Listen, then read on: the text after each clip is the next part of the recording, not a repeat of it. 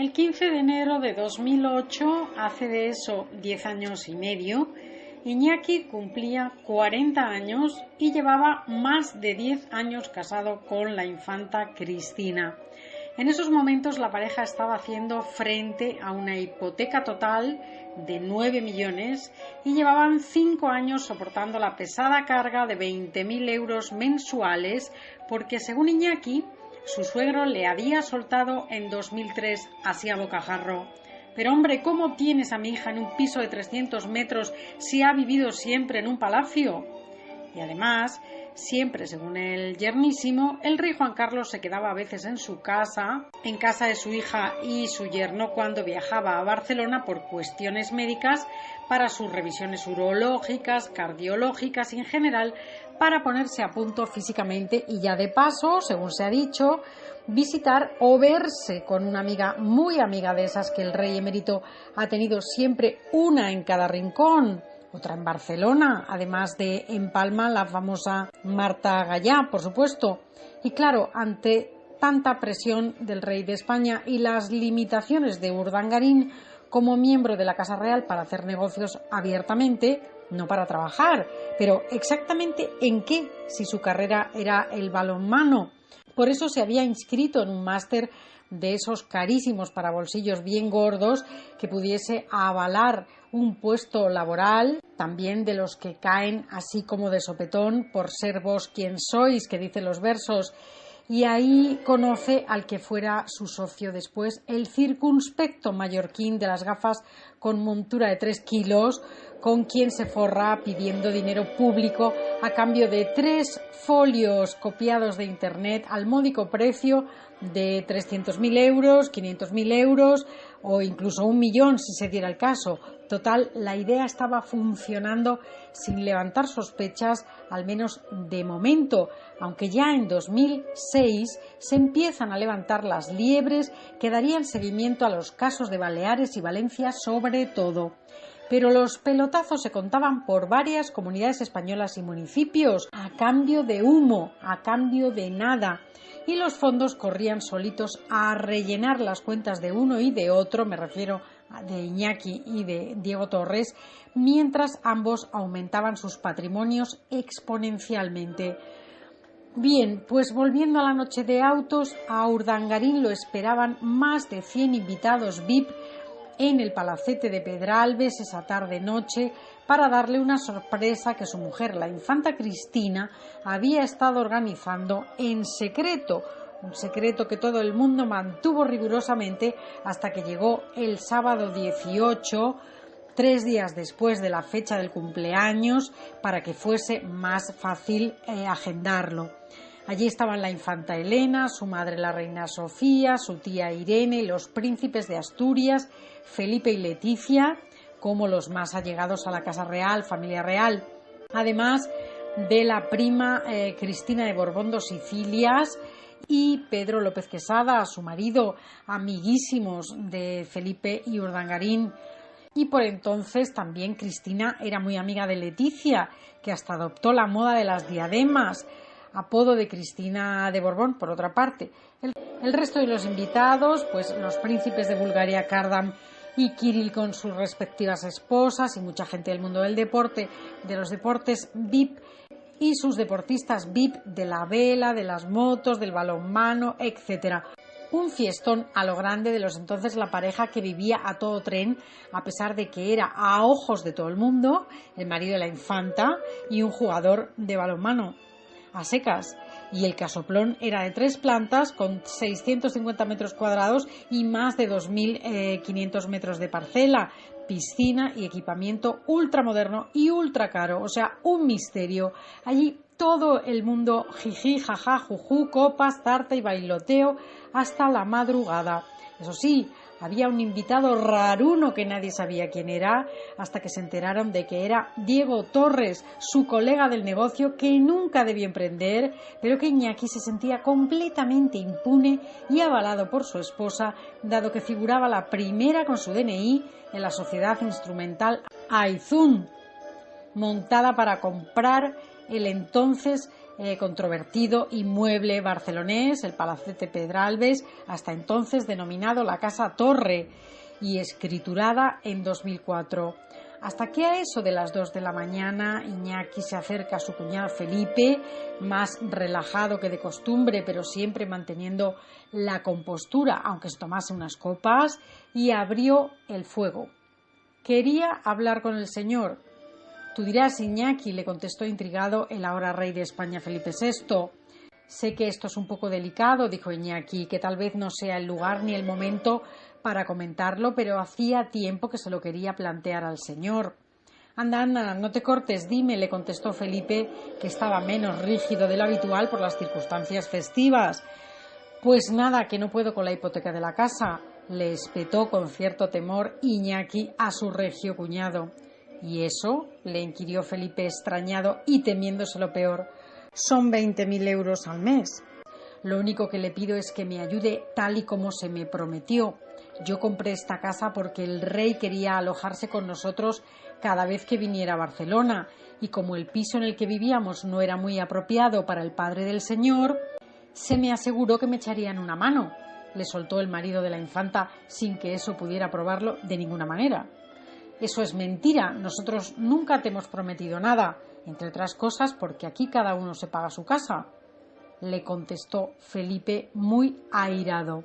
Y el mosqueo del futuro rey entonces, en aquel 40 cumpleaños de Iñaki, iba en aumento con una Leticia Ortiz, princesa de Asturias, presente y que se había quedado de piedra a pómez al oír semejante conversación provocada por el que siempre hizo bromas sobre ella a sus espaldas, chistes de dudosa catadura sobre la esposa del heredero y sobre la intrusa, así llamada por las infantas Elena y Cristina, que la consideraron siempre una intrusa en cuanto conocieron la manera de conducirse de la periodista Leticia Ortiz, esa a la que le hacían capaz de urdir un plan de persecución contra Iñaki para acusarle de corrupto por pura venganza contra sus cuñadas y el deportista Socarrón.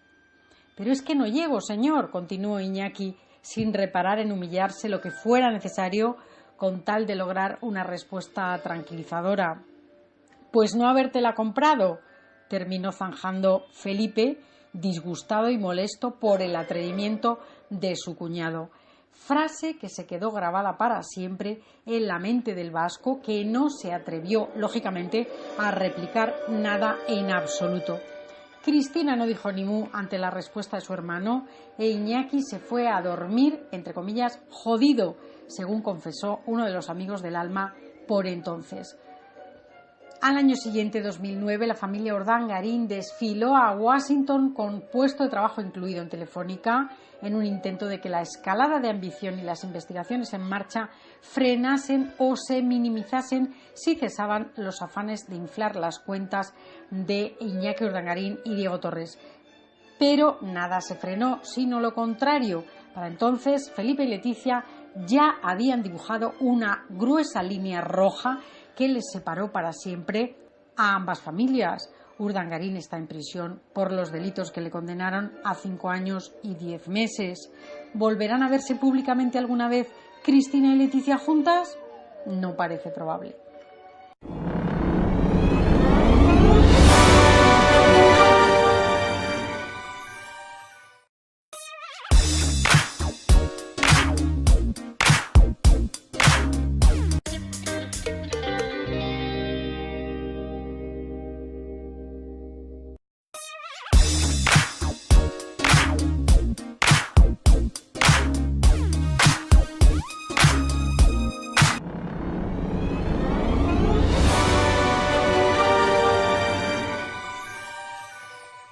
El 15 de enero de 2008, hace de eso 10 años y medio, Iñaki cumplía 40 años y llevaba más de 10 años casado con la infanta Cristina. En esos momentos la pareja estaba haciendo frente a una hipoteca total de 9 millones y llevaban 5 años soportando la pesada carga de 20.000 euros mensuales porque, según Iñaki, su suegro le había soltado en 2003 así a bocajarro. Pero hombre, ¿cómo tienes a mi hija en un piso de 300 metros si ha vivido siempre en un palacio? Y además, siempre según el yernísimo, el rey Juan Carlos se quedaba a veces en su casa, en casa de su hija y su yerno cuando viajaba a Barcelona por cuestiones médicas, para sus revisiones urológicas, cardiológicas y en general para ponerse a punto físicamente y ya de paso, según se ha dicho, visitar o verse con una amiga, muy amiga de esas que el rey emérito ha tenido siempre, una en cada rincón, otra en Barcelona, además de en Palma, la famosa Mar, mientras ambos aumentaban sus patrimonios exponencialmente. Bien, pues volviendo a la noche de autos, a Urdangarín lo esperaban más de 100 invitados VIP en el palacete de Pedralbes esa tarde-noche para darle una sorpresa que su mujer, la infanta Cristina, había estado organizando en secreto, un secreto que todo el mundo mantuvo rigurosamente hasta que llegó el sábado 18, 3 días después de la fecha del cumpleaños, para que fuese más fácil agendarlo. Allí estaban la infanta Elena, su madre la reina Sofía, su tía Irene, los príncipes de Asturias, Felipe y Leticia, como los más allegados a la casa real, familia real, además de la prima Cristina de Borbón dos Sicilias y Pedro López Quesada, su marido, amiguísimos de Felipe y Urdangarín. Y por entonces también Cristina era muy amiga de Leticia, que hasta adoptó la moda de las diademas, apodo de Cristina de Borbón, por otra parte. El resto de los invitados, pues los príncipes de Bulgaria, Kardam y Kirill con sus respectivas esposas y mucha gente del mundo del deporte, de los deportes VIP y sus deportistas VIP de la vela, de las motos, del balonmano, etc. Un fiestón. Sé que esto es un poco delicado, dijo Iñaki, que tal vez no sea el lugar ni el momento para comentarlo, pero hacía tiempo que se lo quería plantear al señor. Anda, no te cortes, dime, le contestó Felipe, que estaba menos rígido de lo habitual por las circunstancias festivas. Pues nada, que no puedo con la hipoteca de la casa, le espetó con cierto temor Iñaki a su regio cuñado. ¿Y eso?, le inquirió Felipe extrañado y temiéndose lo peor. Son 20.000 euros al mes. Lo único que le pido es que me ayude tal y como se me prometió. Yo compré esta casa porque el rey quería alojarse con nosotros cada vez que viniera a Barcelona, y como el piso en el que vivíamos no era muy apropiado para el padre del señor, se me aseguró que me echarían una mano, le soltó el marido de la infanta sin que eso pudiera probarlo de ninguna manera. Eso es mentira, nosotros nunca te hemos prometido nada, entre otras cosas porque aquí cada uno se paga su casa, le contestó Felipe muy airado. Y el mosqueo del futuro rey entonces, en aquel 40 cumpleaños de Iñaki, iba en aumento con una Leticia Ortiz, princesa de Asturias, presente y que se había quedado de piedra a pómez al oír semejante conversación provocada por el que siempre hizo bromas sobre ella a sus espaldas, chistes de dudosa catadura, Tagallá, por supuesto. Y claro, ante tanta presión del rey de España y las limitaciones de Urdangarín como miembro de la Casa Real para hacer negocios abiertamente, no para trabajar, pero exactamente en qué, si su carrera era el balonmano. Por eso se había inscrito en un máster de esos carísimos para bolsillos bien gordos que pudiese avalar un puesto laboral, también de los que caen así como de sopetón por ser vos quien sois, que dicen los versos. Y ahí conoce al que fuera su socio después, el circunspecto mallorquín de las gafas con montura de 3 kilos, con quien se forra pidiendo dinero público a cambio de 3 folios copiados de internet al módico precio de 300.000 euros, 500.000 euros o incluso 1 millón si se diera el caso. Total, la idea estaba funcionando sin levantar sospechas, al menos de momento, aunque ya en 2006 se empiezan a levantar las liebres que darían seguimiento a los casos de Baleares y Valencia sobre todo. Pero los pelotazos se contaban por varias comunidades españolas y municipios, a cambio de humo, a cambio de nada.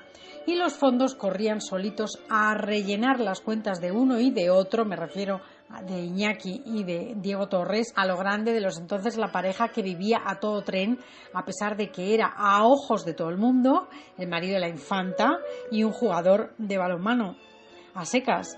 y el casoplón era de 3 plantas con 650 metros cuadrados y más de 2.500 metros de parcela, piscina y equipamiento ultramoderno y ultra caro, o sea, un misterio.